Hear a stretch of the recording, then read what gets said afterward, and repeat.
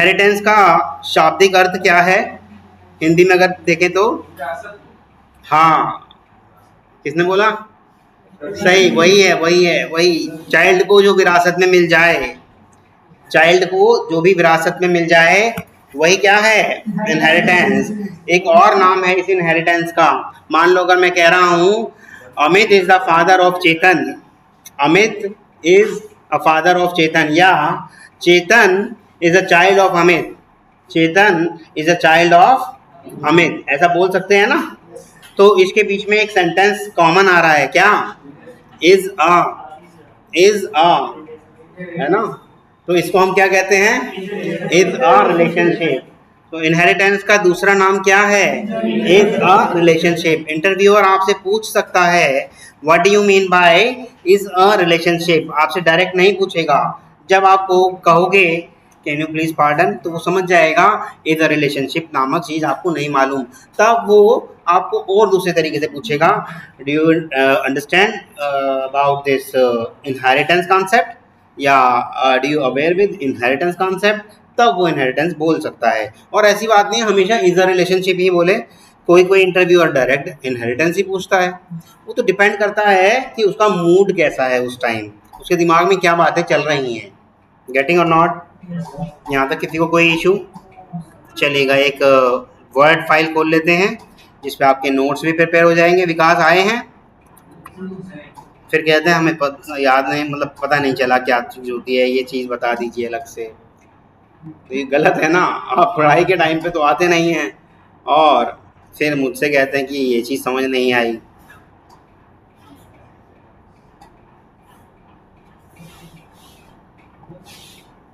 Word पे और Excel पे थोड़ा बहुत काम करना आता है सबको? वर्ड पे आता है, एक्सेल पे नहीं आता? चलो एक दिन वर्ड और एक्सेल का भी, वैसे मैंने शुरू में पढ़ाया भी था, ऐसी बात नहीं है। वर्ड और एक्सेल पे शुरू में पढ़ाया था, लेकिन कोई बात नहीं, अभी भी एक दिन क्लास लेके आपको वर्ड और एक्सेल पे बता दूंगा। क्यों? क्योंकि वर्ड और एक्सेल ही क्या है भैया, आप टेस्टर्स की दुनिया में वर्ड और एक्सेल पे ही आपको ज़्यादातर काम करने होंगे। नोटपैड वगैरह ये तो आपके टेम्परेरी नोट्स के लिए है, वर्ड और एक्सेल पर ही आपको क्या करने होंगे भाई? टेस्ट केस एक्सेल पे ही बनाओगे ना।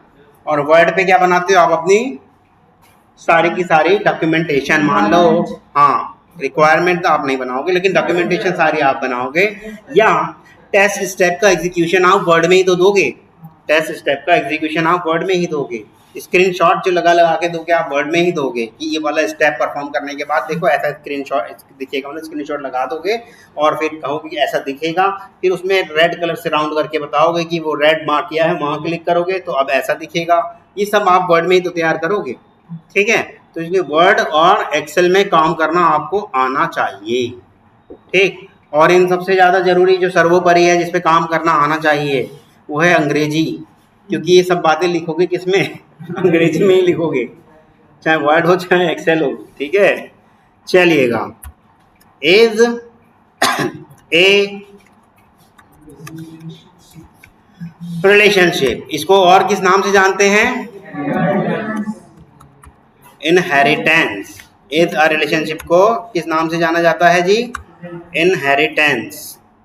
Is a relationship is also, दिख रहा है? बड़ा करूं क्या? सही दिख रहा है? हाँ, तो इज अ रिलेशनशिप को मैं लिख दे रहा हूं, it is also known as inheritance by using, किससे हम अचीव कर लेते हैं, ये तो आपको कितनी बार बता दिया है, by using extends keyword, by using extends keyword we can implement और अचीव, एक ही बात है। इज ए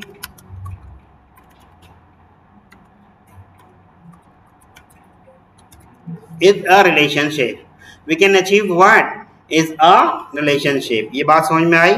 और रिलेशनशिप की स्पेलिंग गलत है, इज अ, यार TION होना चाहिए ना, हाँ, इज अ रिलेशनशिप, ठीक। So the main advantage of is a relationship भाई देखो ये बात बता दी कि एक्सटेंड कीवर्ड से होता है, इसको हम इनहेरिटेंस, इसको हम इनहेरिटेंस भी कहते हैं। और मेन जो इसका एडवांटेज है क्या है, कोई बताएगा? वैसे मैं लिखने वाला ही हूँ।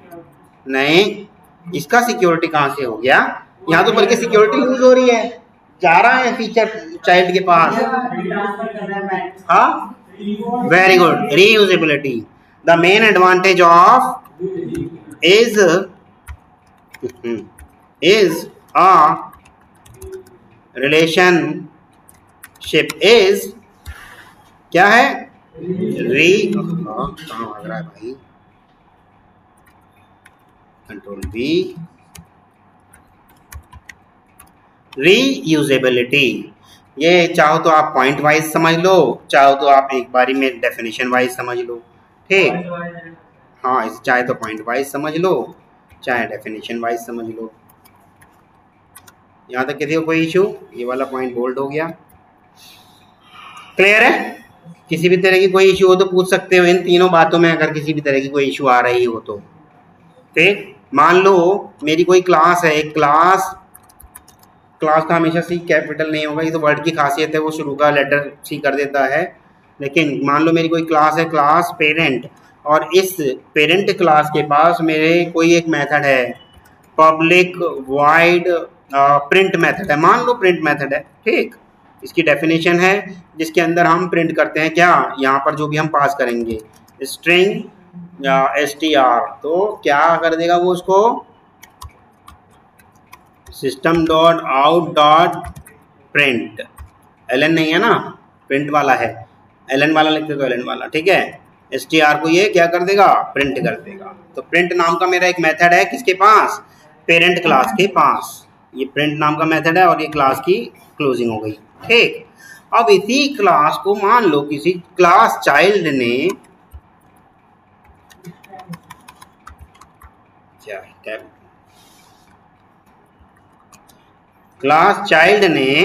एक्सटेंड कर लिया with the help of extend keyword we can achieve, है ना? इससे देखो, इस कीवर्ड से इसने क्या किया है, एक्सटेंड करा है किसको, पेरेंट को। तो चाइल्ड क्लास के पास कोई मेथड हो या ना हो, लेकिन बाय डिफॉल्ट उसके पास एक मेथड तो आने ही वाला है, कौन सा, प्रिंट नाम का मेथड उसके पास है ही है। मान लो चाइल्ड क्लास के पास पब्लिक वॉइड प्रिंट एलन नाम का मेथड है, जिसके अंदर वो स्ट्रिंग टाइप का str आर्ग्यूमेंट पास कर रहा है और डेफिनेशन में लिखना चाहता है system dot out dot print L N, और यहाँ str को प्रिंट कर दे रहा है, ठीक? तो इसके पास केवल एक मेथड नहीं है, प्रिंट एलन नाम का मेथड नहीं है, इसके पास एक प्रिंट एलन और एक प्रिंट, दो मेथड हो गए। प्रिंट वाला मेथड कहाँ से मिला, पेरेंट क्लास से।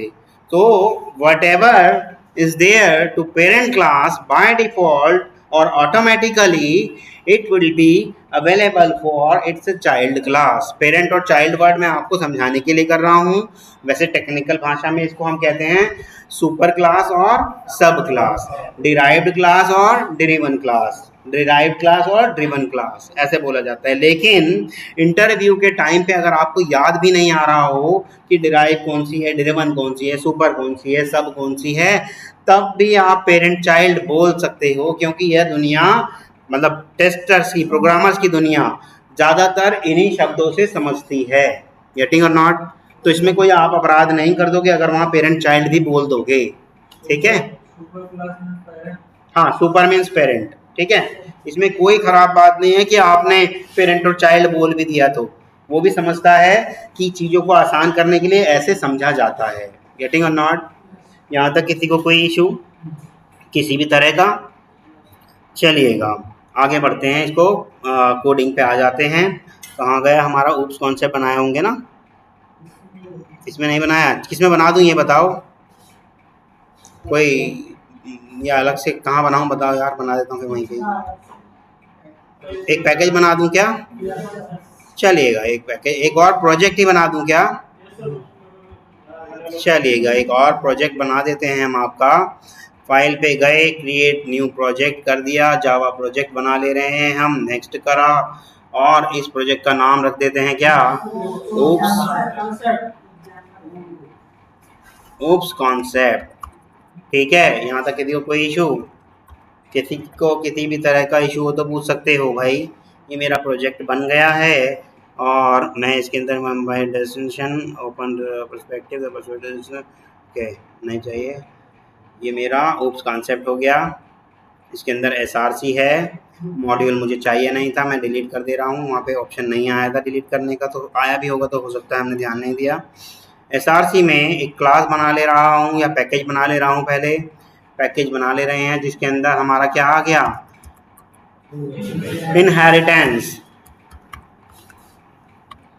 Inheritance concept. मुझे नहीं चाहिए इन्फो पैकेज, इसलिए मैं क्लिक नहीं कर रहा हूँ, फिनिश कर दिया। इनहेरिटेंस दिस कॉन्सेप्ट नाम के पैकेज के अंदर हमने एक क्लास बना लिया, क्लास के अंदर मैंने बना लिया, हाँ बोलेगा, हाँ पेरेंट नाम की क्लास बना ले रहा हूँ जिसके अंदर void main नाम का मेथड बना लिया, और एक चाइल्ड नाम की क्लास बना ले रहा हूँ जिसके अंदर एक चाइल्ड नाम की क्लास बना रहा हूँ और इसके अंदर भी void main नाम का मेथड बना लिया। पेरेंट क्लास के अंदर मैं डाल दे रहा हूँ कोई मेथड, वही वाला मेथड डाल देते हैं वहाँ से कॉपी पेस्ट करके, क्यों इतना टाइम लगाएं। ठीक, कहाँ गया, यही तो है पेरेंट, यही है बस, सॉरी मेथड तो यही है बस। ठीक, इसको मैंने यहाँ पे कॉपी पेस्ट कर दिया और इसको फॉर्मेट कर दिया, ये लीजिएगा फॉर्मेटिंग हो गई इसकी। बाकी चाइल्ड क्लास में आ गए, चाइल्ड क्लास में भी हमने एक मेथड बनाया था, उसको कॉपी पेस्ट कर लेते हैं यहाँ से। ये मेथड बनाया था, इसको कॉपी किया और चला गया, इसको कॉपी किया और इसमें पेस्ट कर दिया। इसकी फॉर्मेटिंग है पहले से ही, फिर भी फॉर्मेटिंग चेक कर लेते हैं, हो गई फॉर्मेटिंग। अब देखिएगा मैं यहाँ पर देखिएगा प्रिंट नाम का मेथड इस्तेमाल करना चाहता हूँ, क्या हो पा रहा है, जिसके अंदर मैं डाल दे रहा हूँ हेलो। ठीक, तो क्या ये इस्तेमाल हो पा रहा है, नहीं, लेकिन इनके बीच में चाइल्ड और पेरेंट की रिलेशनशिप बना दिया जाए, एक्सटेंड इसको पेरेंट को और सेव किया तो क्या होगा भाई, अच्छा वो वहाँ पर वो हमने वो बना रखा है ना, नॉन स्टैटिक बना रखा है, स्टैटिक बना लेते हैं, नहीं तो ऑब्जेक्ट वगैरह मांगेगा।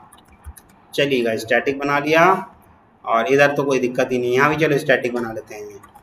ठीक है, तो अब देखिएगा मेरा प्रिंट हेलो यूज़ हो पा रहा है। मैं अगर देखिएगा इसे हटा देता हूँ एक्सटेंड्स को, तो क्या मैं यूज़ कर पा रहा हूँ, नहीं, ये एक्सटेंड्स को लगा देता हूँ तो मैं इसे यूज़ कर पा रहा हूँ।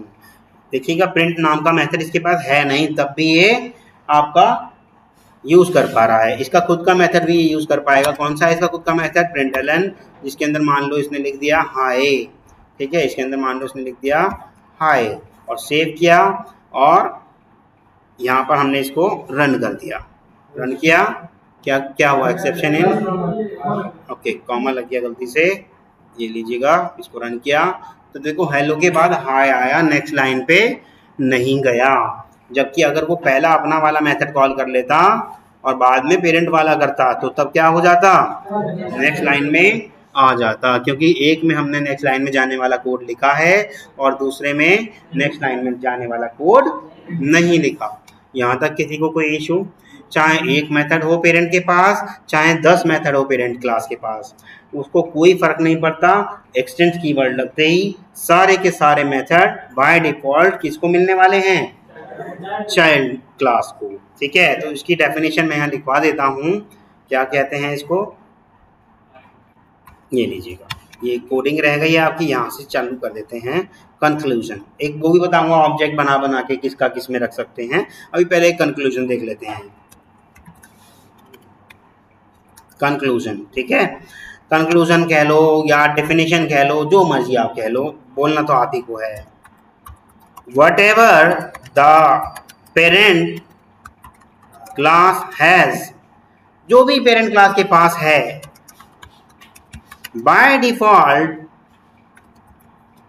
available to the child class, but what, अच्छा बट वाली लाइन अलग से लिखवाते हैं ताकि समझ में भी आ जाए, but whatever the child class has by default not available to the parent class. ऐसा नहीं है कि एक्सटेंड कीवर्ड लगते ही पेरेंट को भी चाइल्ड की सारी प्रॉपर्टी मिल जाएगी। कोई चाइल्ड यह तो कह सकता है कि मेरे पिता के पास देखो वहाँ ज़मीन है, मेरे पिता के पास वहाँ फार्म हाउस है, मेरे पिता के पास वहाँ रिसोर्ट है, वो सब विरासत में मेरा ही तो है।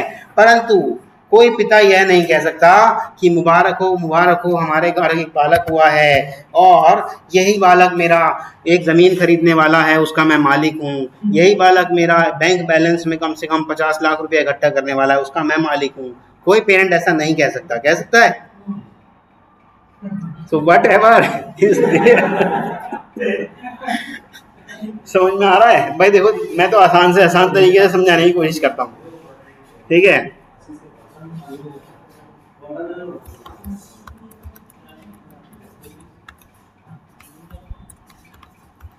Hence the child reference we can call both। Child के रेफरेंस से हम दोनों चीजें कॉल कर सकते हैं, parent and child class methods. हम केवल चाइल्ड का ही रेफरेंस बना के दोनों चीजें कॉल कर सकते हैं। But on the parent class या ऑन द पेरेंट, अच्छा इस वर्ड को मैं बोल्ड कर देता हूं ताकि आपको पता चल जाए मैं किसकी बात कर रहा हूं। रेफरेंस समझ रहे हैं ना आप? रेफरेंस वेरिएबल की बात कर रहा हूं मैं, ठीक है? But on the parent reference we can call only methods available in the parent class and we cannot call child class या child specific method, ठीक है? हम चाइल्ड वाले मेथड्स को नहीं हम यूज कर सकते, ठीक है? यहां तक किसी को कोई इशू? ये जो बातें लिख दी गई हैं इसमें किसी भी तरह का किसी को कोई इशू हो रहा हो तो बताओ। आगे इसको हम करके भी दिखाने वाले हैं। क्या हुआ? वो रिकॉर्डिंग खराब हो जाएगी क्या?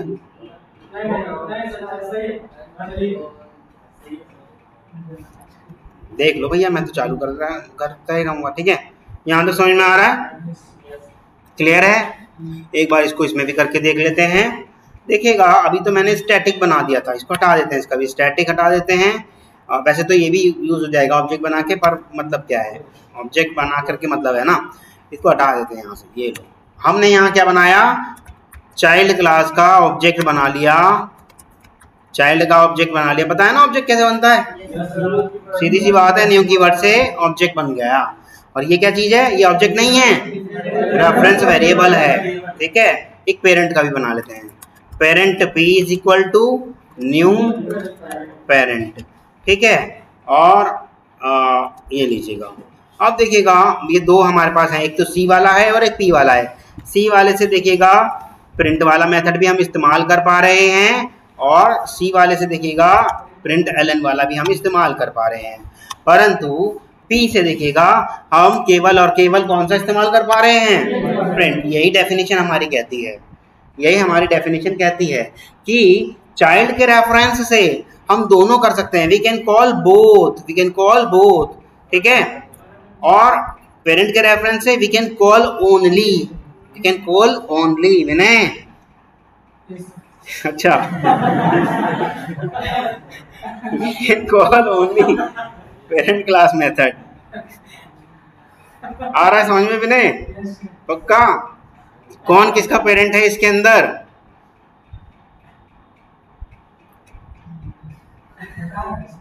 बताओ, मैं कहाँ मना कर रहा हूँ नहीं बता रहे।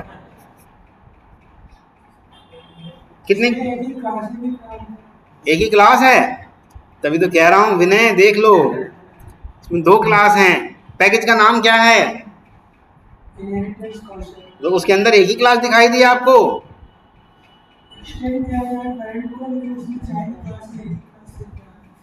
हे भगवान यार, ये है तो दो क्लास, एक ये रही चाइल्ड और एक ये रही, देखो तो सही।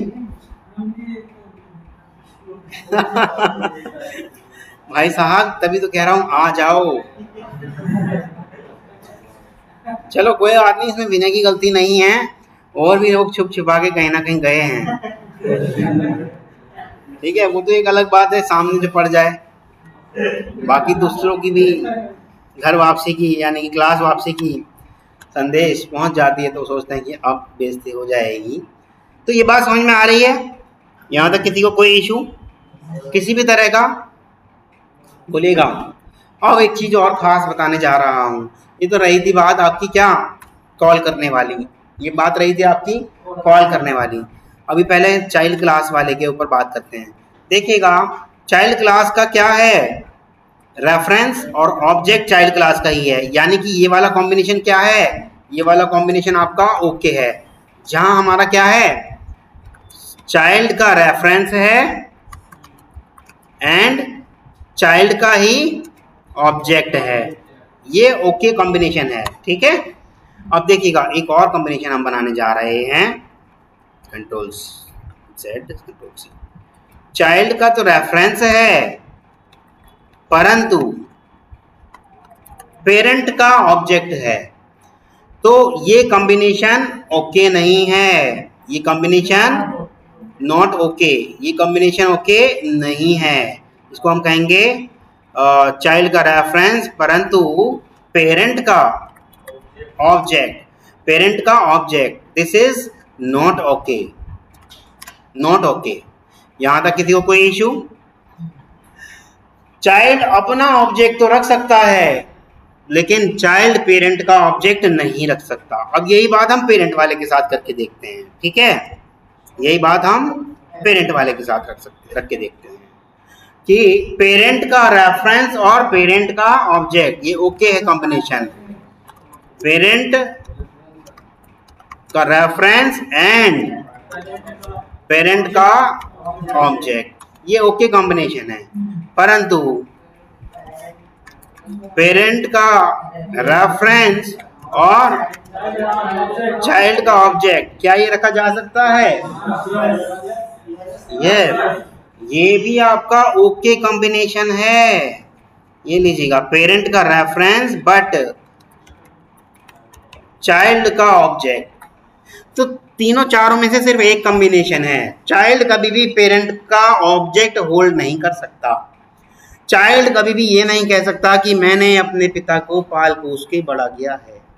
पेरेंट हमेशा कह सकता है मैंने अपने पुत्र का पोषक किया है, पाल पोसा है, उसको मैं होल्ड कर रहा हूँ, होल्डिंग उसकी मेरे हाथ में है, परंतु चाइल्ड कभी नहीं कह सकता कि होल्डिंग मेरे पेरेंट की मेरे हाथ में है। गेटिंग और नॉट? साधारणतः लाइफ में भी तो ऐसा ही है ना?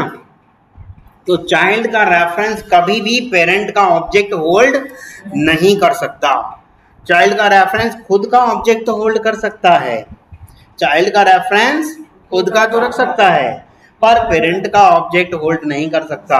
If we try to do so then we will get compile time error. अगर हम ऐसा करने की कोशिश करते हैं तो हमें क्या मिलेगा?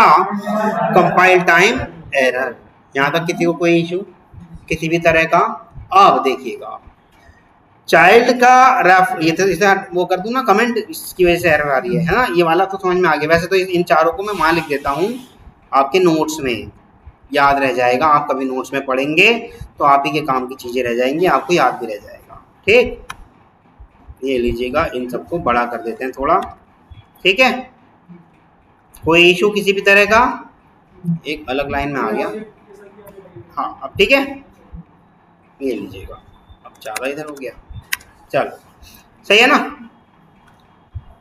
अब देखिएगा क्या बात हो रही थी, यहाँ बात हो रही है। अब इसको तो मैं कमेंट मार देता हूँ, जिस पे कमेंट मारा है तो समझो वही वाला आपका कॉम्बिनेशन सही नहीं है। देखिएगा चाइल्ड का तो रेफरेंस है, कॉल कर रहे हैं हम पेरेंट का मेथड, कॉल कर रहे हैं हम पेरेंट का मेथड, ये ओके है, there is no problem, there is no problem, this is okay. ठीक, mean to say that child reference and parent method ये ओके है। ठीक, चाइल्ड रेफरेंस और चाइल्ड का ही method, this is also okay. ठीक, ये भी ओके, चाइल्ड का रेफरेंस और चाइल्ड का ही मेथड कॉलिंग, चाइल्ड का ही method calling, this is also okay. परंतु अब आ जाते हैं पेरेंट वाले पे। पेरेंट का रेफरेंस और पेरेंट का ही मेथड, ये ओके है, ठीक है, ये भी ओके है। पेरेंट का रेफरेंस, इसको कॉपी पेस्ट मार देते हैं, पेरेंट का रेफरेंस और पेरेंट का method calling, this is also okay. परंतु पेरेंट का रेफरेंस और चाइल्ड का मेथड, ये ओके नहीं है भैया, ये ओके नहीं है, ये नॉट ओके है। पेरेंट का रेफरेंस और चाइल्ड का मेथड कॉलिंग, ये नॉट ओके है, ये वाला कॉम्बिनेशन आपका not okay. If we try to do so then we will get compile time error. यहाँ तक किसी को कोई इशू किसी भी तरह का अगर आ रहा हो तो पूछ सकते हो, ये चारों बातें भी लिखवा दी हैं। तो आपके पास देखिएगा इन चारों कॉम्बिनेशन में 2 बार ही कंपाइल टाइम एरर आई है, ऊपर रेफरेंस में ऑब्जेक्ट रखने पर और नीचे मेथड कॉलिंग पर, ठीक है। तो ये आपको ध्यान रखना है कौन से वाले में आपकी कंपाइल टाइम एरर है। ये देखिएगा कौन से वाले में आई थी, ये नॉट ओके। एक तो इसमें जो नॉट ओके है उसको ही चलो यहीं पे इसको वो कर देते हैं, हाईलाइट कर देते हैं, याद रह जाएगा आपको, है ना। उसको हम कर देते हैं होम पे जाकर, ये लो जी, इसका हमने कर दिया हाईलाइट, ठीक है। इससे पता चल जाएगा कि भैया ये वाला कॉम्बिनेशन आपका सही नहीं है, ओके है। बाकी सारे तो ओके हैं, बाकी सारे ओके हैं। यहाँ तक किसी को कोई इशू हो तो पूछ सकते हो भाई, हाँ पूछो पूछो, आवाज आई थी यार, पूछ सकते हो, कोई खराब बात थोड़ी कर रहे हो, ठीक है। चलिएगा, तो ये 2 बातें ये तो लिखवाई थी मैंने, क्या what ever the child class has by default, अच्छा मैं था, ये तो मैंने गलत कैसे लिखवा दिया, ये रहा वट एवर, चलो इसको बोल्ड कर दे रहे हैं, whatever the parent class has by default available to the child class, but whatever the child class has by default not available, ठीक है। देखो इसमें नॉट अवेलेबल हो गया, इसमें अवेलेबल हो गया, ठीक ठीक, और नॉट अवेलेबल किसके लिए, पेरेंट के लिए। और बात कर रहे हैं यहाँ पहले किसकी, चाइल्ड क्लास की। चाइल्ड क्लास के पास जो भी है वो पेरेंट क्लास के पास अवेलेबल नहीं होगा, पर पेरेंट क्लास के पास जो भी है वो चाइल्ड क्लास को ऑटोमेटिकली अवेलेबल हो जाएगा। और हैंस में क्या, अगर हमने रेफरेंस, अभी देखो ये तो ऑब्जेक्ट वो अवेलेबिलिटी की बात करी थी, अब रेफरेंस वाली बात करी थी, तो जब कभी भी चाइल्ड का रेफरेंस हो सकता है तो वी कैन कॉल बोथ, हम पेरेंट वाला भी कर सकते हैं और चाइल्ड वाला भी। यहाँ हम कॉल कर सकते हैं, we can call only parent वाला, ओनली पेरेंट वाला, ठीक है। आगे पढ़ लेना वो, क्योंकि पूरा करूंगा तो लाइन पूरी बोल्ड करनी पड़ेगी फालतू में, तो बस इस शब्द से समझो, कॉल बोथ, कॉल ओनली। आ रहा है समझ में, यहाँ तक किसी को कोई इशू किसी भी तरह का। अब इसके आगे की बात लिख लेते हैं,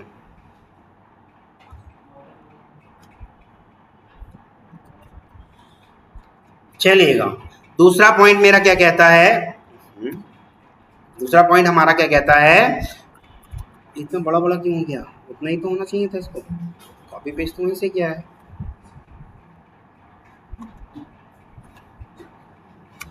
दूसरा पॉइंट, हाँ सही तो है, चलिएगा। दूसरा पॉइंट हमारा क्या कहता है, पेरेंट क्लास, जो अभी ये सारे लिखे हैं ना इनके बारे में लिख रहा हूं। पेरेंट क्लास का जो अगर रेफरेंस है, parent class reference can be use to hold child class object. Parent class का रेफरेंस, देखो पेरेंट क्लास का रेफरेंस चाइल्ड क्लास के ऑब्जेक्ट को होल्ड कर सकता है, कोई दिक्कत नहीं है। Can be use to hold the whole child class object, but कर तो सकता है बाय यूजिंग, देखो यहां बात लिखी है, पेरेंट क्लास के रेफरेंस से ओनली मेथड ऑफ, कौन सा वाला हो सकते हैं भाई, कर तो सकता है वो चाइल्ड वाला होल्ड, भले ही कर ले, लेकिन बाय यूजिंग क्या, reference, by using parent reference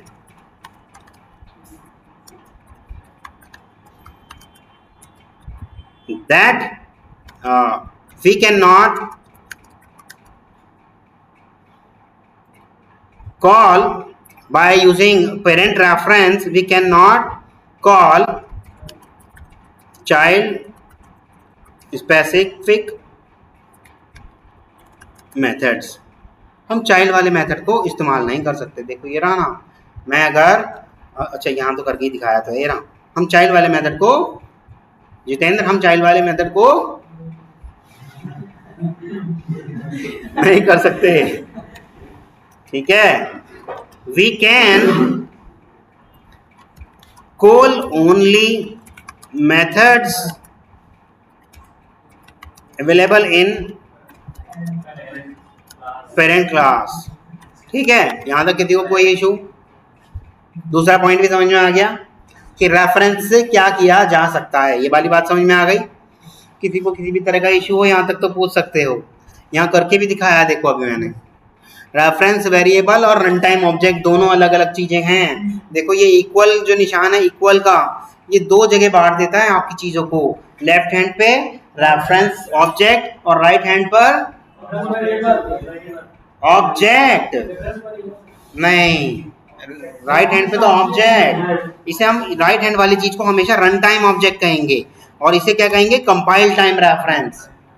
ये बात ध्यान रखना, ये सारी चीजें रन टाइम पे तय होती हैं और ये वाली सारी चीजें कंपाइल टाइम पे तय होती हैं. हाँ बिल्कुल बिल्कुल, ये बात समझ में आ रही है. जो राइट हैंड पे होगा वो रन टाइम ऑब्जेक्ट है आपका. जब रन होगा तब जाकर के रन टाइम पे आपकी ऑब्जेक्ट बनेगी. परंतु लेफ्ट हैंड पे क्या है आपका? सिर्फ और सिर्फ रेफरेंस, जो कि तय करता है कब? कंपाइल टाइम पे. ठीक है. हाँ बोलिएगा. वो पूछ सकते हो यार, कोई घबराओ मत, इसमें पूछने वाली बात है और लोगों को भी ज्ञान मिलेगा. जैसे कि मैंने यहाँ लिख दिया, देखो चाइल्ड C2 और सेमीकोलन लगा दिया. मैंने जैसे ही C2 करा, डॉट लगाया, तो देखिएगा यूज कर पा रहे हैं. देखो मैं इसको भी यूज कर पा रहा हूं और C2 से डॉट करके इसको भी यूज कर पा रहा हूं. क्या कोई एरर आ रही है? नहीं एरर आ रही, नहीं आ रही ना. लेकिन जब हम इसे रन करेंगे तब रन टाइम ऑब्जेक्ट इसको मिलेगा नहीं, कहेगा नल पॉइंटर एक्सेप्शन, आपने मेरे को इनिशियलाइज तो करा ही नहीं. तब क्या आ जाएगी? अभी तो कोई एरर नहीं आएगी क्योंकि ये सारी चीजें तय हो रही हैं. क्या ये वाली चीजें तय हो रही हैं कब? कंपाइल टाइम पे. कंपाइल टाइम पे तो कंपाइलेशन के टाइम पे तो कोई दिक्कत नहीं. आप देखो इसे रन करके देखो आप क्या कह रहा है. ये देखिएगा क्या कह रहा है. इसको बड़ा कर लेते हैं. क्या कह रहा है जी? ये undefined parent type unresolve compilation problem method print L N is undefined for parent. कह रहा है कि ये पता नहीं भैया क्या है क्या नहीं है. जैसे ही अगर मैंने इसको वो कर दिया, क्या इनिशियलाइज कर दिया किसी से, इसको किसी ऑब्जेक्ट से इनिशियलाइज कर दिया अगर, तो कोई दिक्कत नहीं है. मिल गया इसको रन टाइम पे भी, तब इसको कोई दिक्कत नहीं है. अब क्या है भाई?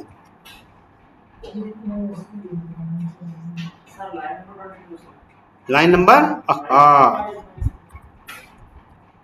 और भी है कुछ कहीं पे? तो पहले इसका ऑब्जेक्ट हटा देते हैं ना, ताकि पता चले पहले क्या एरर आई थी. हाँ जी.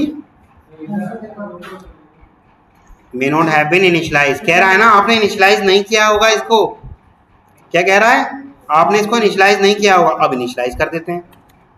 ठीक, अब रन करते हैं. क्या अब एरर आ रही है? जो आपने भेजा है वो प्रिंट कर देगा. नल भेजा है तो नल प्रिंट कर देगा. हेलो भेजोगे तो हेलो प्रिंट कर देगा. गेटिंग और नॉट? मतलब आप ऐसे करके कंपाइलेशन के टाइम पे कोई एरर नहीं पाओगे. ऐसे करके कंपाइलेशन के टाइम पे कोई एरर नहीं पाओगे. सामने वाली क्लास में. ठीक है. गेटिंग और नॉट? बताइएगा भाई ये क्या हो गया, कैसे क्यों हो रहा है?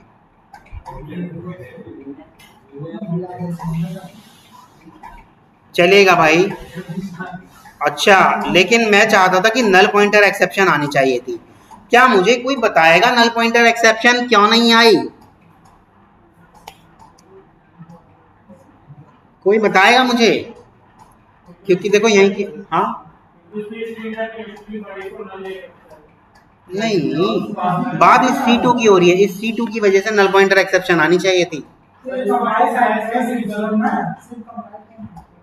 हाँ, हमारी जो एक्सेप्शन आई है रन टाइम पे, ये कह रहा है कि ये कह रहा है कि इनिशियलाइज नहीं किया होगा, ये वाली ना आके नल पॉइंटर आनी चाहिए थी। ये may not have been initialise कब आती है मालूम है आपको? वेरी गुड, किसने बताया? लोकल वेरिएबल के लिए आती है। अगर यही वेरिएबल मेरा ग्लोबल होता, कंट्रोल एक्स यहां रख देते, ये लो और स्टैटिक कर दो, ठीक। अब देखिएगा आपका क्या आएगी, क्या कह रहा है?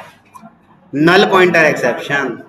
लेकिन लोकल में क्या कह रहा था? May not have been initialise, क्योंकि लोकल वेरिएबल की सबसे पहली शर्त है कि इस्तेमाल करने से पहले उसका भैया इनिशियलाइजेशन तो कर लो, तभी वो कह रहा था may not have been initialise. लेकिन यही अगर मेरा ग्लोबल होता और ग्लोबल वेरिएबल को तो बाय डिफॉल्ट जब कभी भी उनकी लाइफ साइकिल चलती बताई थी ना, स्टैटिक लाइफ साइकिल और नॉन स्टैटिक लाइफ साइकिल, जब वो लाइफ साइकिल चलती है उन वेरिएबल्स के साथ इनिशियलाइज हो जाता है क्या बाय डिफॉल्ट, उनके डेटा टाइप के अकॉर्डिंग उनकी डिफॉल्ट वैल्यू, हमेशा नल नहीं होता। किसने कहा? हाँ, क्या बोल रहे हो? ये बात समझ में आ रही है क्यों नहीं आई थी नल पॉइंटर एक्सेप्शन और क्यों may not have been initialise क्यों आ गई? Very good. लोकल वेरिएबल जब भी होगा तो may not have been initialise कहेगा, लेकिन हाँ वेरी गुड। वैसे अगर वही आपका कहाँ क्या हमारा ये रहा पेरेंट है, चाइल्ड है, वही हमारा अगर ग्लोबल होता तो ग्लोबल को तो आपको मालूम है कि भैया लाइफ साइकिल चलेगी उसके लिए और लाइफ साइकिल चलेगी। अगर आपने दिया होगा इनिशियलाइज किया होगा तो अच्छी बात है, नहीं तो वो डिफॉल्ट जो भी उसकी वैल्यू रहती है according to its data type. जैसे कि इस C2 की डेटा टाइप क्या है? प्रिमिटिव है नॉन प्रिमिटिव है? Non primitive. और जितने भी नॉन प्रिमिटिव होती है उनकी डिफॉल्ट वैल्यू क्या होती है? Very good. इसलिए इसका क्या आ गया? नल पॉइंटर एक्सेप्शन। नल है और आप, वो कह रहा है मैं नल हूं और आप मुझसे कह रहे हैं पॉइंट करने को प्रिंट, मैं कैसे पॉइंट कर पाऊंगा? I can not point. इसलिए कह रहा है कि null pointer exception, I am नल।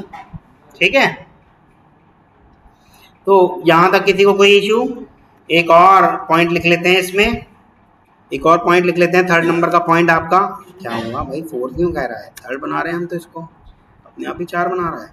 चलो एक और पॉइंट लिख लेते हैं, child class reference can not be. एक बात लिखी थी ना यहाँ पे, ये कहाँ गई? देखो ये रहा, child class reference can not be hold parent object, parent class का ऑब्जेक्ट। तो लिख देते हैं इस बात को भी, child class reference can not be used to hold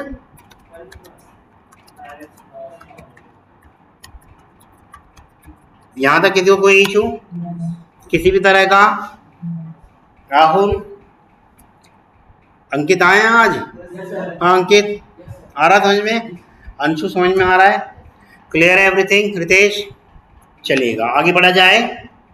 ये जो कंक्लूजन लिखा है ये ऐसे ही नहीं लिखा, सारा पढ़ाने के बाद ये कंक्लूजन आया है। ये देखो इतनी सारी बातें अलग अलग करके बोल्ड करके या एग्जाम्पल देके इसीलिए लिखवा दी गई हैं ताकि इंटरव्यू के टाइम पे आपको कुछ तो याद रह जाए, कुछ तो बोल दो उसके सामने।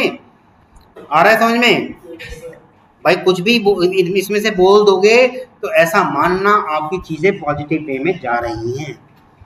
इंटरव्यूअर एक शीट लिख के रखता है कि इस क्वेश्चन में इसने कितना परसेंट बताया है, वो लिख लेता है, उसके बिहाफ पे नेक्स्ट कॉल आपकी डिसाइड होती है कि इसको नेक्स्ट कॉल के लिए बुलाया जाए या कंसीडर किया जाए या नहीं। ठीक, तो इसीलिए कह रहा हूँ कि ना बोलने से, देखो बहुत आसान होता है ये बोलना आई डोंट नो या आई एम नॉट रिमेम्बरिंग या I am not aware with this, ये बोलना बड़ा आसान है, पर कोशिश कर लोगे थोड़ी सी उसके लिए याद आ जाएंगे शायद वो शब्द जो आपको क्लास में पढ़ाए गए थे, या आप भी एक बार वीडियो देख लोगे तो याद आ जाएंगे वो शब्द, कोशिश करने से ही याद आएंगे। क्लियर है? चलिएगा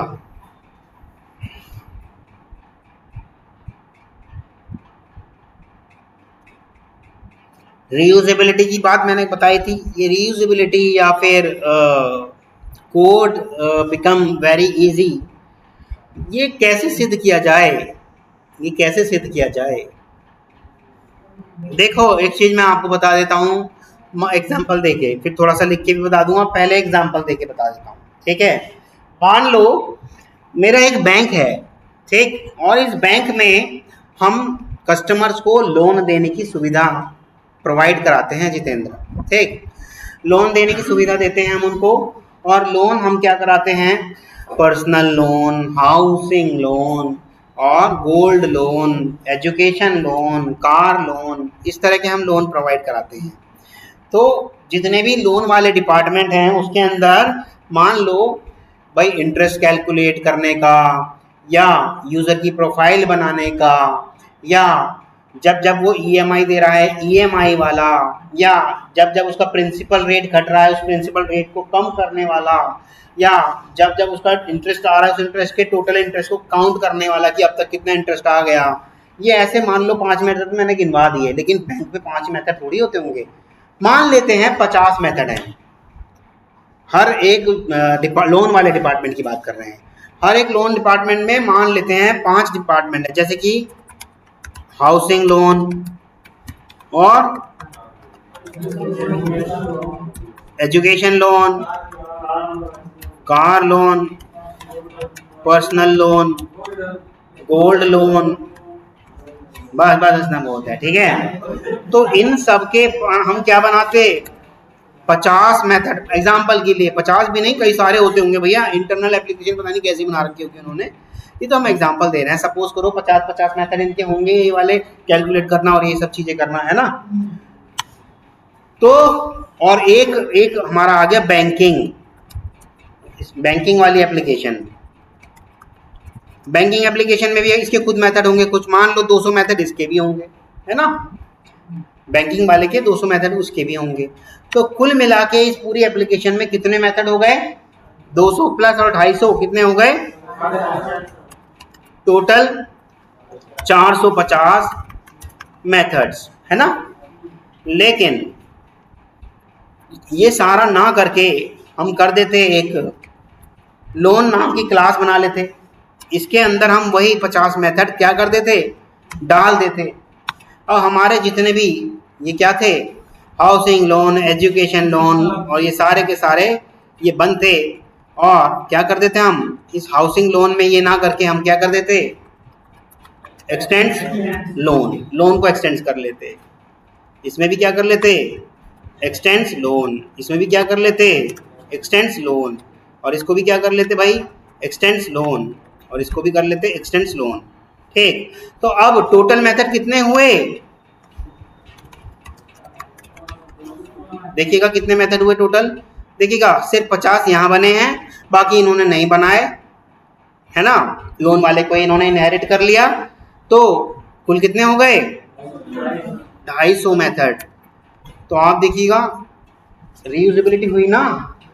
अभी तो हमने सिर्फ 100 में बात करी है, 1000 में होता तब भाई, जब सॉफ्टवेयर बनता है उसमें तो हजारों मेथड होते हैं ना। तो अभी ये रीयूजेबिलिटी कॉन्सेप्ट समझ में आया। सिर्फ हमने एक इसकी पेरेंट क्लास बना दी लोन, हमने क्यों बनाई? हमने देख लिया यार ये सारी कॉमन चीजें सब में इस्तेमाल हो रही हैं, एक पेरेंट क्लास बना देते हैं लोन डिपार्टमेंट नाम से। अब चाहे हाउस लोन वाला हो उसको उसको एक्सटेंड करा देंगे, चाहे एजुकेशन लोन वाला हो उसको एक्सटेंड करा देंगे। सबको मेथड ही तो चाहिए, मिल जाएंगे इससे।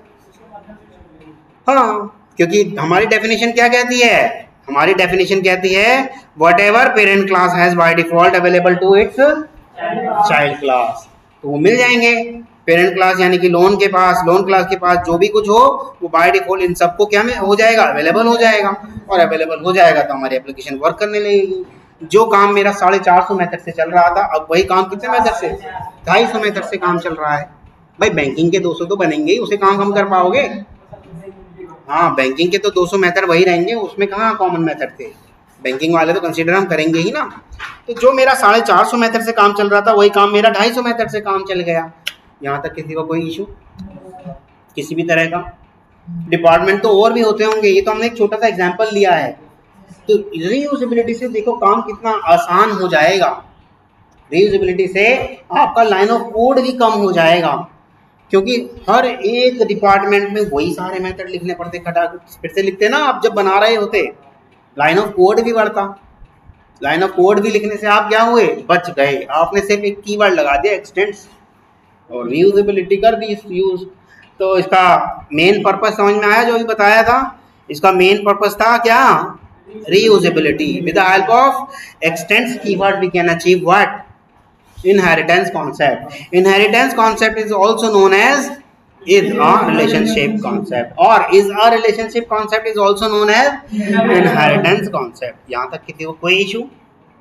अब ये बताइएगा इसको बनाने की आवश्यकता है? भाई मुझे नहीं लगता कि इसे बनाने की आवश्यकता है वहाँ, क्योंकि 50 मेथड क्या 5 बनाऊंगा। बात समझ में आनी चाहिए, मेन चीज़ ये है। ये चीज़ समझ में आई ना, ये मैंने क्या बनाया है, इसको वहाँ भी बना के दिखा सकते हैं पर टाइम जाएगा। बात सीधी सी है। हाँ इतना आप कर सकते हो बस। इन सबसे पहले क्लास लगा लो, पता चल जाएगा क्लास है, ये क्लास है, ये लो। इन सबसे पहले क्लास लगा लो शब्द, बस ये लो क्लास हो गई। और क्लियर हो जाएगा। मान लो ये क्लास है और सबके पास हमारे 50-50 मेथड हैं। ये भी क्लास कौन सी हो गई, बैंकिंग क्लास, ठीक। और टोटल कितने मेथड हो गए। अब यहाँ से सिंगल ये क्लास है, ये क्लास है, और ये क्लास है, ये क्लास है, ये क्लास है, ये क्लास है, और एक बैंकिंग क्लास हो गई, ठीक। और जितने भी हमारे जहाँ जहाँ 50 लिखा है उन सबको हम लिख देते हैं 50 मेथड्स, ठीक। बात समझ में आ जाएगी अब आपके। वो नहीं हुआ, सब होने चाहिए थे यार। हाँ हो तो गए, सब हो तो गए, सब 50-50 मेथड से। अब टोटल यहाँ पर हो गए थे क्या, इसके मेथड्स। तो टोटल ये वाली बात जब हम ऊपर वाली बात कर रहे थे तो यहाँ टोटल कितने मेथड्स हो गए थे आपके, 450 मेथड। और जबकि inheritance, with the help of inheritance concept, ठीक है,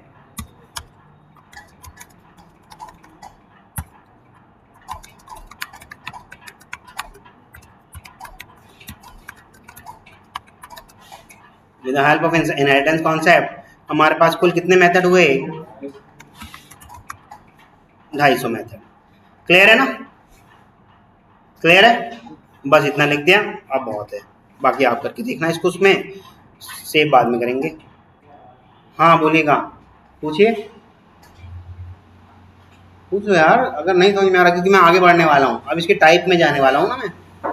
अगर किसी ने पूछा था तो पूछ सकते हो, चलेगा। नहीं पूछ रहे तो हम आगे बढ़ जा रहे हैं। तो हमारे पास इनहेरिटेंस कॉन्सेप्ट क्या क्या है, हाँ चीज पूछना है। हमारे पास इनहेरिटेंस कॉन्सेप्ट की टाइप्स हैं कितनी सारी, क्या क्या है, single inheritance, hierarchical inheritance, multi level inheritance, multiple inheritance, self inheritance, cyclic inheritance. मैं ये सारे आपको बताऊंगा क्या क्या होते हैं, परंतु जो आपके जावा में काम आ सकने वाले हैं आपको ज़्यादा ध्यान उन पे देना है।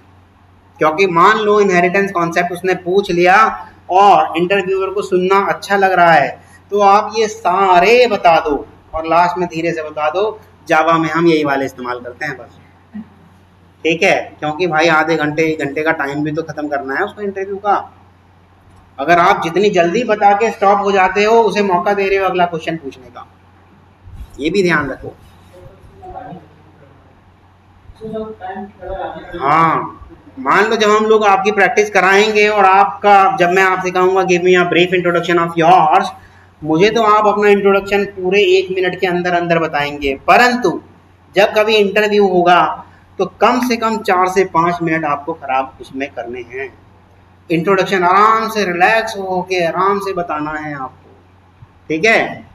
क्योंकि अगर मेरे साथ 5-5 मिनट लगाओगे तो भैया पूरी क्लास का कवर करने में बहुत टाइम लग जाएगा, ठीक है। हाँ लेकिन जहाँ आप अटक जाओगे तो वहाँ वो खुद ही रोक देगा आपको, कहेगा चलो ठीक है बस बस हम आगे क्वेश्चन पूछें, बस आपसे वो शुरू कर देगा वो, ठीक। लेकिन जहाँ आपका फ्लो बना हुआ है वो आपको बीच में रोकेगा या नहीं, टोकेगा नहीं, देखिएगा यार बंदे से मैंने ही तो कहा है बताने को और वो बता ही रहा है, ठीक। चलो तो जावा में कौन सा आपका एप्लीकेबल है वो भी मैं हाथ के हाथ बताता चलूँगा। सबसे पहले हम बात कर रहे हैं आपके मल्टीपल इनहेरिटेंस की, जो कि जावा में पॉसिबल नहीं है। बता के चलूंगा हर चीज। मल्टीपल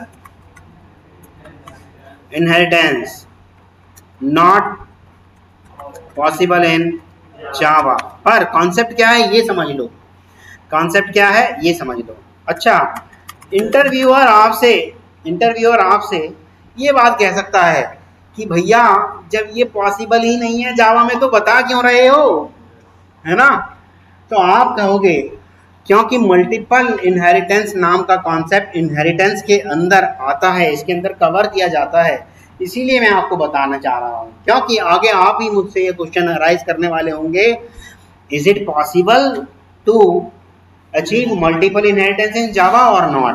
आप ही मुझसे इस तरह से पूछने वाले होंगे what is the diamond problem. आप ही मुझसे इस तरह से पूछने वाले होंगे can a child class having multiple parent class. तो ये वही तो है, मैं पहले ही बता दे रहा हूँ आपको। बस अभी बताऊंगा डायमंड प्रॉब्लम कैसे होती है, वो भी डायमंड प्रॉब्लम बना के बताऊंगा। ठीक, पेरेंट 1 और ये हो गया आपका पेरेंट 2, दो पेरेंट हैं परंतु चाइल्ड है कितना, एक चाइल्ड है, एक चाइल्ड क्लास है। चाइल्ड क्लास सिर्फ एक है, पेरेंट क्लास 2 हैं।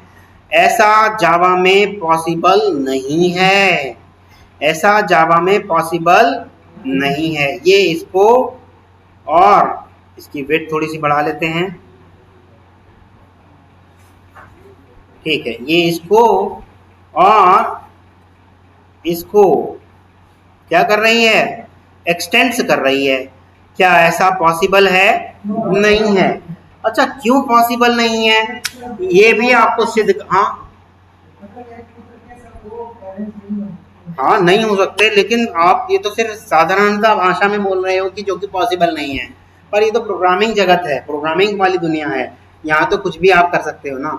तो आपको यहाँ सिद्ध करके दिखाना होगा कि क्यों पॉसिबल नहीं है, यहाँ आपको प्रूफ करके दिखाना होगा क्यों पॉसिबल नहीं है। इंटरव्यूअर आपसे पूछ सकता है ऐसा, can you prove it multiple inheritance is not possible in Java. तो आपके पास कुछ तो होना चाहिए बताने के लिए, कॉन्ट्राडिक्टरी या फिर एब्स्ट्रैक्ट प्रॉब्लम या एम्बिग्यूटी प्रॉब्लम ऐसी आ जाएगी, ठीक है। तो वही देखते हैं कि कैसे आ जाएगी। ठीक, यहाँ पहले लिख दूं क्या चीज होती है ये, having more than one parent class at the same level is called. देखो लेवल की बात करी है मैंने, ये बात ध्यान रखना, मैंने लेवल की बात कर ली है। लेवल की जब भी बात करी जाएगी तो मल्टी लेवल तक आ जाएंगे हम, वो अलग चीज है। मल्टीपल, यहाँ लेवल का इस्तेमाल नहीं हो रहा है, यहाँ देख रहा है at the same level is called क्या, मल्टीपल इनहेरिटेंस, जो कि आपका जावा में पॉसिबल नहीं है, जो कि आपका जावा में पॉसिबल नहीं है। क्लियर है, इनहेरिटेंस होता है, इनहेरिटेंसेस नहीं होता, उसकी अंग्रेजी थोड़ी सी अपने हिसाब से है। ठीक, any class extends only one class at a time and cannot extend more than one class। देखो ये अलग अलग लाइन में इसलिए लिखवा रहा हूं कि आपको याद रह जाए, कुछ तो बोल दो simultaneously. Hence Java won't provide support for multiple inheritance. Java multiple inheritance को सपोर्ट नहीं करता। क्यों नहीं करता ये भी अभी देखेंगे। अभी तक इतना डेफिनेशन में समझ में आया, डेफिनेशन में समझ में आया। किसी को कोई इशू हो तो पूछ सकते हो भाई, मैं इसके अलावा और कोई इनहेरिटेंस अभी आज नहीं करा रहा। मुझे दिख रहा है आपके चेहरे, आपकी बची हुई ताकत, ठीक है। लेकिन यहाँ तक समझ में आ रहा है, यहाँ तक क्लियर है। इसका एग्जाम्पल अच्छे से समझ लेना कि क्यों पॉसिबल नहीं है। ये बहुत ज़रूरी है, लेकिन एक जगह पॉसिबल है, वो आज नहीं बताऊंगा क्योंकि आपकी स्थिति ऐसी है, पहले इतना ही समझ लो, बहुत लग रहा है देखने में। ठीक है, ठीक। आपको अभी मैंने एक चीज कराई थी, याद होगा, इंटरफेस। इंटरफेस में सिर्फ वो बताया था मैंने, 100% एब्स्ट्रैक्शन है ना, एक भी कॉन्क्रीट क्लास नहीं हो सकता, लेकिन उसके अंदर अभी थोड़ा सा कुछ बताऊंगा, कुछ कॉन्सेप्ट जोड़ना बाकी रह गया। पहले आपके दिमाग को इतना डाइजेस्ट करने दो कि ये 100% एब्स्ट्रैक्शन है इसके अंदर, ठीक। फिर आपको अचानक बताऊंगा, क्योंकि उस दिन अगर बताता तो आप कहते यार अपने आप ही मना कर रहे हैं, अपने आप ही हाँ कह रहे हैं, याद क्या करें। अब कम से कम आपको ये पता चल गया कि 100% एब्स्ट्रैक्शन है। अब मैं बताऊंगा किन केसेस में वो 100% एब्स्ट्रैक्शन है और किन केसेस में हम मेथड नहीं तो कह ही नहीं सकते, उस केस में भी नहीं कह सकते। किन केसेस में मेथड की डेफिनेशन दी जा सकती है, बस वो मेथड की डेफिनेशन देने की लिमिटेशन है, सीमाएं हैं। सीमाएं होने के कारण ही तो उसको 100% एब्स्ट्रैक्शन कहा जा रहा है। अगर उनकी सीमाएं ना होती, लिमिटेशन ना होती, तब फिर उसको हम 100% एब्स्ट्रैक्शन नहीं कहते इनहेरिटेंस को, इंटरफेस को, ठीक। चलिएगा, तो यहाँ हमने बना दी थी एक पेरेंट क्लास और दूसरी पेरेंट क्लास और एक चाइल्ड क्लास, है ना। अब यहाँ एक छोटा सा एग्जांपल देते हैं, यहाँ पे कुछ शेप वगैरह डाल देते हैं और इन शेप के अंदर मैं डाल देता हूँ कुछ ये शेप ये रही मेरी, और इसके अंदर कुछ ऐड टेक्स्ट कर देते हैं। इसके अंदर मान लो पेरेंट 1 के अंदर मेरा है प्रिंट मेथड, सपोज करो प्रिंट मेथड, ठीक है, प्रिंट मेथड, ये इसकी डेफिनेशन हो गई, बस बहुत है, क्योंकि ज़्यादा बड़ा आएगा नहीं और आपको फिर दिखेगा नहीं तो मजा नहीं आएगा। दिख रहा है प्रिंट मेथड नाम का कुछ दिख रहा है ना। चलिएगा, प्रिंट नाम का मेथड है, ऐसे ही इस पेरेंट वाले को दूसरे पेरेंट को भी दे देते हैं कोई मेथड। पेरेंट तो कोई भी हो सकता है ना, उसे कोई रोक थोड़ी लेगा प्रिंट मेथड बनाने से। तो ऐसे ही इसके पास भी क्या है, प्रिंट मेथड। दोनों पेरेंट के पास प्रिंट नाम का मेथड है, ठीक। और ये चाइल्ड कह रही है एक्सटेंड्स पेरेंट 1 पेरेंट 2, ठीक। मान लो अब ये चाइल्ड क्लास कह रही है कि भैया हमने अपना ऑब्जेक्ट वो रेफरेंस बनाया और अपना ही ऑब्जेक्ट बना दिया, रेफरेंस का इस्तेमाल करके प्रिंट नाम का मेथड मुझे इस्तेमाल करना है। कौन सा मेथड इस्तेमाल करना है, प्रिंट नाम का मेथड। तो कौन से वाला प्रिंट मेथड इस्तेमाल करे, कौन से वाला, इसका या इसका। ये तो कह रहा है जी हम तो प्रिंट कराएंगे हेलो, ये कह रहा है जी हम प्रिंट कराएंगे हेलो, परंतु ये कह रहा है हम प्रिंट कराएंगे हाय, हम प्रिंट कराएंगे हाय। ये लो, तब बातें भी दोनों की अलग अलग हो गई, पर नाम एक जैसा है। तो कौन से वाला इस्तेमाल करे, चाइल्ड वाला कैसे डिसाइड करे। मान लो कह रहा है कि मैं पेरेंट 1 का इस्तेमाल करूं, तो पेरेंट 2 नाराज नहीं हो जाएगा, भाई मेरा क्यों नहीं कर रहा। मान लो पेरेंट 2 का प्रिंट मेथड इस्तेमाल कर ले, तो क्या पेरेंट 1 नाराज नहीं हो जाएगा। तो कौन सी प्रॉब्लम आ गई, ambiguity problem. child class reference will confuse which type of parent method it will be going to use. That's why Java is not allowing multiple inheritance concept. समझ में आया, यहाँ तक किसी को कोई इशू कि जावा में मल्टीपल, ऐसा चांस मैंने जानबूझ के बना के दिखाया है। आप भी इंटरव्यूअर को ऐसा बना के दिखाना कि भैया मान लो एक पेरेंट क्लास अलग है वो कहीं और ऑफिस में बन रहा है और एक पेरेंट क्लास अलग है वो कहीं और ऑफिस में बन रहा है, दोनों को कोई रोक थोड़ी लेगा एक जैसे नाम रखने से। उसके दिमाग में ये थोड़ी था कि वो भी एक जैसा नाम रख रहे हैं, वो तो अपना काम कर रहे हैं, वो अपना काम कर रहे हैं। सपोज करो एक ऐसी संभावना आ जाए कि दोनों के पास एक जैसे नाम वाले मेथड हो तब, और चाइल्ड क्लास दोनों को ही एक्सटेंड कर ले, तो ऐसे केस में किसका पेरेंट वाला प्रिंट मेथड इस्तेमाल करे, ये वाली प्रॉब्लम आ जाएगी। इसे कहते हैं हम एम्बिग्यूटी प्रॉब्लम। गेटिंग और नॉट क्लियर है। क्यों मल्टीपल इनहेरिटेंस जावा के अंदर अलाउ नहीं है, कोई बताएगा, मतलब बता सकते हो ना, अब तो देख लिया, बिकॉज ऑफ एम्बिग्यूटी प्रॉब्लम। सिर्फ यही नहीं बोलना, due to ambiguity problem we can not achieve multiple inheritance in Java.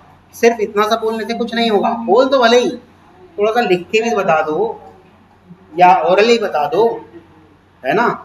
suppose there are two parents, parent 1, parent 2, and parent 1 is having method named shape नाम का method है, parent 2 is having a method named shape, दोनों के पास shape नाम का method है. Child is going to extend both the parent, but child is also want to use shape name method, shape नाम के method को इस्तेमाल करना चाहता है वो. तो which shape method it will be going to use, कौन से वाले shape method को यूज करेगा वो. एम्बिग्यूटी प्रॉब्लम आ जाएगी. Child class reference variable will be confuse कि हमें कौन सा इस्तेमाल करना है. तो that's why Java doesn't support multiple inheritance. That's why Java doesn't support multiple inheritance. यहाँ एक बात और लिखवा देता हूँ, ये मैं नोट बना के लिखवा देता हूँ, नोट, क्योंकि आप कहेंगे इतनी बात समझ में आ गई ना, तभी मैं ये लिखवा रहा हूँ. मान रहा हूं कि आपको आ गया होगा, ठीक है. But N interface can x tends any number of interfaces at a same level and same time. Hence, Java provide support for multiple inheritance through interface. Interface के लिए इंटरव्यूअर जब आप ये वाला कॉन्सेप्ट बता चुके होंगे तो आपसे, जितेंद्र, आपसे जान पूछ के पूछेगा कि is there any chance to achieve multiple inheritance in Java, तब आप कह दोगे yes there is a chance with the help of interface. तब वो कहेगा क्यों भैया, अब प्रॉब्लम नहीं आएगी एम्बिग्यूटी वाली. तब आप कहोगे interface is 100% abstract class. There is no definition in interface. Then if we are trying to use print method of parent 1 or print method of parent 2, there is no matter. दोनों के पास ही definition नहीं है, कोई सा भी इस्तेमाल कर लो. बात तो फर्क तो तब पड़ता जब उनके पास डेफिनेशन होती. कोई हेलो प्रिंट करा रहा है, कोई हाई प्रिंट करा रहा है, लेकिन यहाँ तो है ही नहीं, यहाँ तो डेफिनेशन ही नहीं है. इसीलिए इंटरफेस की हेल्प से आप मल्टीपल इनहेरिटेंस अचीव कर सकते हो. करके देख लेते हैं एक बार. कहाँ गया, ये रहा कोड, कहाँ गया यार, ये रहा. एक और पेरेंट बना लेते हैं. ये लो भैया, एक और पेरेंट क्लास बना ली. ये क्लास बन गई, इसका नाम रख दिया पेरेंट 2, ठीक है. अब देखिएगा इसी चाइल्ड के अंदर हम क्या कर रहे हैं, एक्सटेंस करा था हमने कुछ क्या, हाँ ये रहा पेरेंट और पेरेंट 2. मना कर देगा, नहीं जी ऐसा पॉसिबल नहीं है. पॉसिबल नहीं है ना, क्यों, क्योंकि कुछ मेथड की इम्प्लीमेंटेशन होती है. अब बना लेते हैं इंटरफेसेस. ठीक, इंटरफेसेस, चाइल्ड इंटरफेस, मैं INTR लिख देता हूँ इसको, चाइल्ड INTR है ना, पहचान के लिए कि ये इंटरफेस है. चाइल्ड इंटरफेस और पेरेंट इंटरफेस 1 और पेरेंट इंटरफेस 2. पेरेंट इंटरफेस 1 और पेरेंट इंटरफेस 2.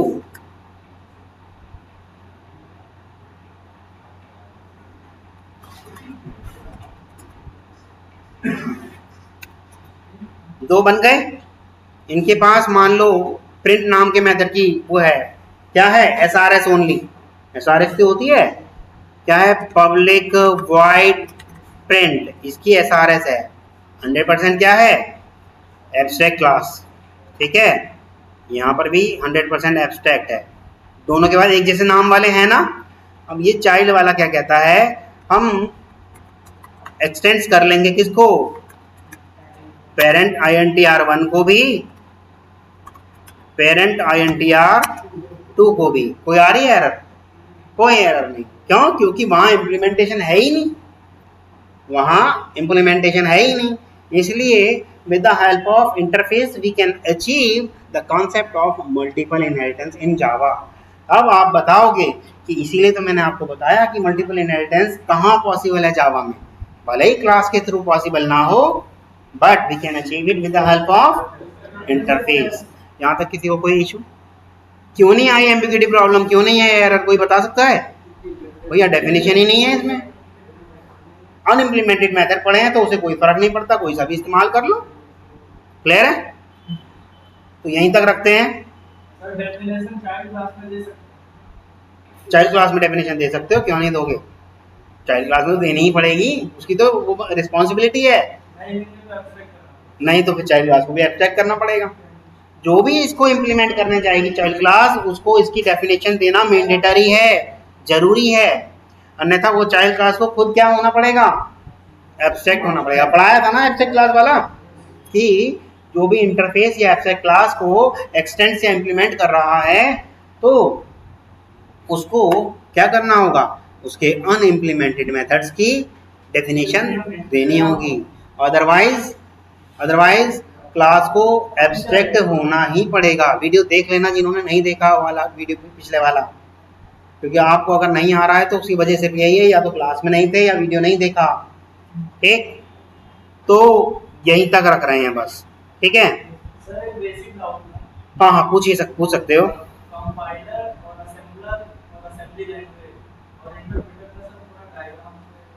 कंपाइलर, असेंबलर और असेंबली लैंग्वेज और इंटरप्रेटर। हाँ, पहले तो मैं मोटा मोटा आपको बता दूं, जावा आपकी दोनों तरीके की लैंग्वेज है, compiled and interpreted. Compiled and interpreted कौन सी लैंग्वेज है? Compiled and interpreted. गेटिंग और नॉट? यहाँ तक किसी को कोई इशू? कब कंपाइल्ड है और कब इंटरप्रेटेड है ये भी देख लो। कंपाइल जब हम कभी भी सोर्स कोड को कंपाइल करते हैं और बाइट कोड जनरेट हो जाता है, उस केस में वो क्या है? कंपाइल। जब वो बाइट कोड जनरेट होता है, उस बाइट कोड को एग्जीक्यूशन कर रहा होता है, तब वो क्या है? लाइन बाय लाइन एग्जीक्यूट कर रहा होता है, इंटरप्रेटेड लैंग्वेज। तो कंपाइलर करता है होल कोड को, कंप्लीट कोड को एक साथ compile. Interpreter line by line execute करता है, जहां भी एरर पाएगा वहीं रुक जाएगा, जहां भी एरर पाएगा वहीं रुक जाएगा। तो ये फर्क रहा कंपाइलर और इंटरप्रेटर का। असेंबलर का इससे कुछ लेना देना नहीं। असेंबलर बनाया गया था असेंबली लैंग्वेज के लिए। असेंबली लैंग्वेज में निमोनिक्स यूज होते थे आपके, जैसे कि मल, एड, डेव, है ना, इस तरह के छोटे छोटे से निमोनिक्स यूज कर रखे होते हैं और इन्हीं से आपको प्रोग्रामिंग करनी होती है। इतनी सारी नहीं है, प्रिंट या क्लास, इतने सारे वर्ड नहीं है वहाँ पर। वहाँ तो सिर्फ छोटे छोटे कुछ मतलब चंद निमोनिक्स दे दिए गए हैं, उनके साथ वैल्यू इनिशियलाइज करो और स्टार्ट एंड करो, प्रोग्रामिंग करो। तो असेंबली लैंग्वेज के लिए ही असेंबलर बनाया गया था। इन निमोनिक्स को असेंबल करने के लिए असेंबलर बनाया गया था। असेंबलर का इससे कुछ लेना देना नहीं। गेटिंग और नॉट? ठीक, कोई अगर पूछता है इन तीनों में फर्क, सबसे पहली बात दिमाग में ध्यान रख लेना, असेंबलर का इससे कुछ लेना देना नहीं। Assembler is used for assembly language बस। हाँ, ये पूछ सकता है क्या जावा कंपाइल्ड लैंग्वेज है या इंटरप्रेटेड लैंग्वेज है? कभी कंपाइल्ड से घबरा मत जाना कि हम तो बचपन से कंपाइलर सुनते आ रहे हैं और कभी कह दो ये तो कंपाइल्ड लैंग्वेज है। नहीं, ये दोनों है, compiled as well as interpreted. Compiler का काम क्या है? पूरे कोड को एक साथ कंपाइल करके बाइट कोड में जनरेट कर देना। इंटरप्रेटर का काम क्या है? लाइन बाय लाइन एग्जीक्यूट करना, जहां भी एरर पाएगा वहीं रुक जाएगा। गेटिंग? ये ऐसे मत पूछो, इसका पूरा डायग्राम के साथ पूछना कि जेडीके, जेआरई और जेवीएम। हाँ नहीं दे रखा, लेकिन मैं आपको बना के दिखाऊंगा। ठीक, मैं आपको बना के दिखाऊंगा, इन तीनों की रिलेशनशिप भी बताऊंगा। जैसे आपका जेडीके, जेआरई और जेवीएम कि कौन किसके अंदर है और किसके अंदर क्या चीज़ है, कौन सी लाइब्रेरी है, कौन से मेथड्स हैं। ठीक, ये पूरा एक डायग्राम बताऊंगा, क्योंकि इंटरव्यूअर पहले तो कभी पूछते थे, हो सकता है अभी भी कभी पूछ ले, what is the difference between JDK, JRE and JVM. तो आपको कम से कम ये पता होना चाहिए अगर आप कोर जावा कर रहे हो। कोर जावा ही समझ लो आपकी जावा का 75% पार्ट है। मालूम है आपको? कोई जो डेवलपर जो एडवांस जावा करते हैं, एडवांस जावा में भी उनको कोर जावा का 75% पार्ट करना ही होता है, तब जाकर के वो 25% पार्ट जो बचा उनकी प्रोग्रामिंग के लिए, यानी कि स्प्रिंग, हाइबरनेट, ये सारी चीज़ें, ये तब एक्स्ट्रा जो काम चीज़ें हैं वो अपनी डेवलपमेंट के लिए करते हैं। लेकिन इस पार्ट से वो भी नहीं बच सकते। कोर जावा उनको आना ही चाहिए। कोर जावा ही तो है जो आपको प्रोग्रामिंग में स्ट्रांग कराती है। बाकी वो तो एक्स्ट्रा फैसिलिटी हैं। ठीक, सर जो इंटरप्रेटर है वो बाइट कोड को लाइन बाय लाइन, हाँ रन टाइम पे। ठीक, चलेगा, यहीं तक रखते हैं। यहाँ तक किसी को कोई इशू है? एक बात और लिखवा देता हूँ, क्योंकि आगे मैं इस बात को आगे कंटिन्यू करूँगा। एक बात और लिखवा देता हूँ, बस छोटी सी है। अरे भाई स्टार लगाना था बस, चलो कोई बात नहीं। If our class does not x tends any other class, हमारी कोई क्लास किसी क्लास को एक्सटेंड कर ही नहीं रही है, अगर जैसे कि यहाँ थी ये क्लास किसी को एक्सटेंड कर रही है? नहीं कर रही। अगर कोई क्लास किसी दूसरी क्लास को एक्सटेंड नहीं कर रही, then only our class is the direct child class of object class. ये बात ध्यान रख लेना भैया, तब वो डायरेक्ट चाइल्ड है। कब है? जब वो एक्सटेंड नहीं, कहाँ रहा, जब वो एक्सटेंड नहीं कर रही, जब वो एक्सटेंड किसी क्लास को नहीं कर रही। मतलब कहने का ये है कि जावा में कोई सी भी क्लास ऑर्फन नहीं है। ऑर्फन समझते हो? अनाथ। जावा में कोई भी क्लास ऑर्फन नहीं है। अगर ये क्लास ने किसी क्लास को एक्सटेंड नहीं करा तो इसका पेरेंट बाय डिफॉल्ट कौन होगा? Object class. कैसे पता चला मुझे ये बात? देखो जरा, देखो मैंने बना लिया parent p is equal to new parent. ठीक, ये लीजिएगा p डॉट करा, जबकि इसके पास केवल एक ही मेथड है प्रिंट। बाकी कहाँ से आ रहे हैं? देखो साफ साफ लिखा है, कहाँ से आ रहे हैं? ऑब्जेक्ट क्लास से, यानी कि इसका पेरेंट है ऑब्जेक्ट क्लास। कोई क्लास किसी को पेरेंट नहीं बना रही, सिर्फ उसी केस में ये किसको बनाएगा? अपना पेरेंट, ऑब्जेक्ट क्लास को। इसका मतलब जावा में कोई क्लास ऑर्फन क्लास है ही नहीं। ठीक है, ऑर्फन क्लास मतलब जिसका कोई पेरेंट ना हो। अगर कोई क्लास किसी क्लास को एक्सटेंड नहीं करती है तो बाय डिफॉल्ट उसका पेरेंट कौन सी क्लास कहलाएगी? Object class. देखो आपके सामने ही है, करके देखना करके खुद भी। क्लियर है? बस यहीं तक रखते हैं।